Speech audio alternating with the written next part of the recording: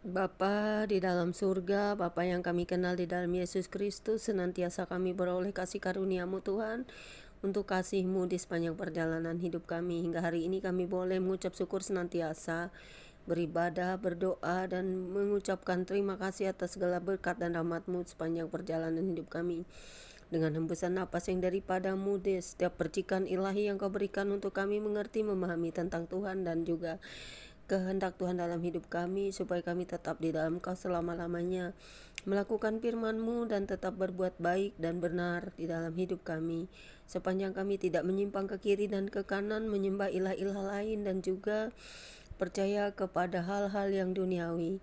Hanya kepadamu lah saja kami memohon dan meminta, karena Kaulah pencipta kami, Tuhan yang Maha Kuasa, Tuhan semesta alam, Allah yang ada di dalam Yesus Kristus yang kami kenal sejatinya.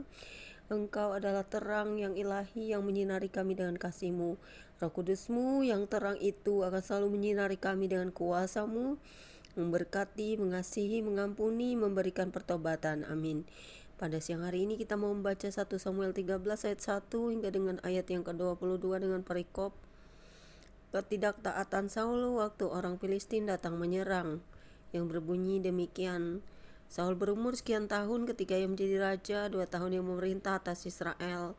Saul memilih 3.000 orang dari antara orang Israel, dan 2.000 orang ada bersama-sama dengan Saul di Mikmas dan di pegunungan Betel.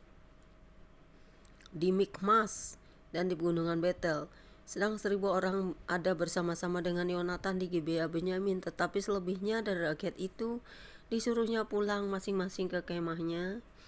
Yonatan memukul kalah pasukan pendudukan orang Filistin yang ada di Geba, dan hal itu terdengar oleh orang Filistin.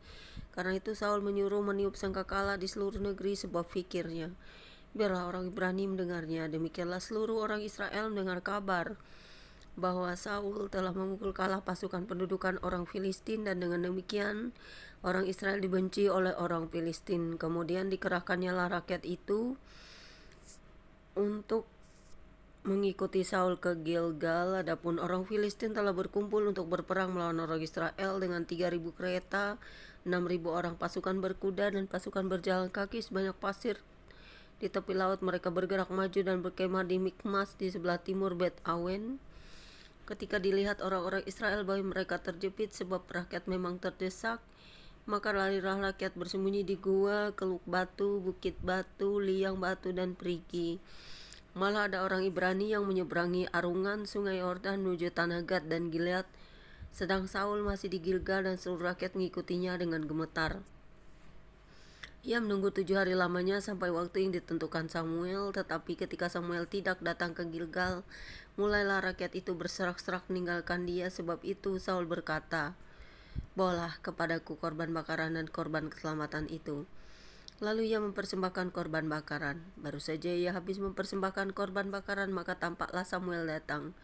Saul pergi menyongsongnya untuk memberi salam kepadanya, tetapi kata Samuel, "Apa yang telah kau perbuat?" Jawab Saul, "Karena aku melihat rakyat itu berserak-serak meninggalkan aku, dan kau tidak datang pada waktu yang telah ditentukan. Padahal orang Filistin telah berkumpul di Mikmas, maka fikirku, sebentar lagi orang Filistin akan menyerang aku di Gilgal. Padahal aku belum memohonkan belas kasihan Tuhan, sebab itu aku memberanikan diri lalu mempersembahkan korban bakaran." Kata Samuel kepada Saul, "Perbuatanmu itu bodoh. Engkau tidak mengikuti perintah Tuhan Allahmu yang diperintahkannya kepadamu. Sebab sedianya Tuhan mengokohkan kerajaanmu atas orang Israel untuk selama-lamanya. Tetapi sekarang kerajaanmu tidak akan tetap. Tuhan telah memilih seorang yang berkenan di hatinya, dan Tuhan telah menunjuk dia menjadi raja atas umatnya, karena engkau tidak mengikuti apa yang diperintahkan Tuhan kepadamu." Kemudian berangkatlah Samuel dan pergi dari Gilgal ke Gibea Benyamin, tetapi Saul memeriksa barisan rakyat yang ada bersama-sama dengan dia itu, kira-kira 600 orang banyaknya. Saul dan Yonatan anaknya dan rakyat yang ada bersama-sama dengan mereka tinggal di Geba Benyamin, sedang orang Filistin berkemah di Mikmas. Maka keluarlah orang-orang penjara dari perkemahan orang Filistin dalam 3 gerombolan. Gerombolan yang satu mengambil jalan ke Ofra ke daerah Syual, gerombolan yang kedua mengambil jalan ke Bet Horon, Dan gerombolan yang satu lagi mengambil jalan ke perbatasan yang menghadap ke lembah Zeboim arah ke padang gurun.